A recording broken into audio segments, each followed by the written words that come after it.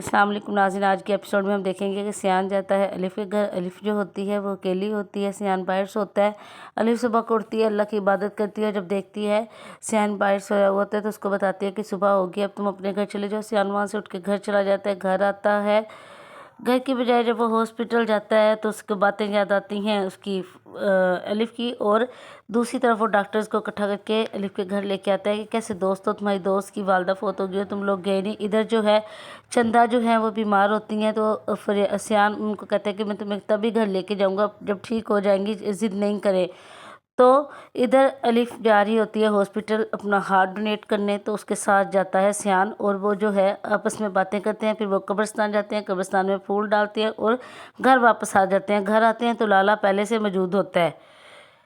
سیان اپنی والدہ کو یاد کرتا ہے اور بتاتا ہے کہ مریم میری والدہ جیسی ہی تھی، میرے بہت اچھے تعلقات تھے۔ لالا جب گھر بیٹھا ہوتا ہے تو ادھر غازی کو جو ہے آدمی آ کے بتاتے ہیں کہ لالا نے جو ہے مینیجر کو قتل کر دیا ہے، تو غازی پریشان ہو جاتا ہے کہ اگلا ٹارگٹ اس کا جو ہے سیان ہوگا۔ لالا پہنچ جاتا ہے الف کے گھر اور اسے کہتا ہے کہ مریم میری بہن تھی، تمہیں کوئی کام بھی ہو تو مجھے بتائے گا، اور سیان کے بابا کے بارے میں برا بھلا کہتا ہے تو اس کو غصہ لگتا ہے اور وہ ان کے سامنے اکڑ کے ہی رہتا ہے اور کوئی توجہ نہیں دیتا۔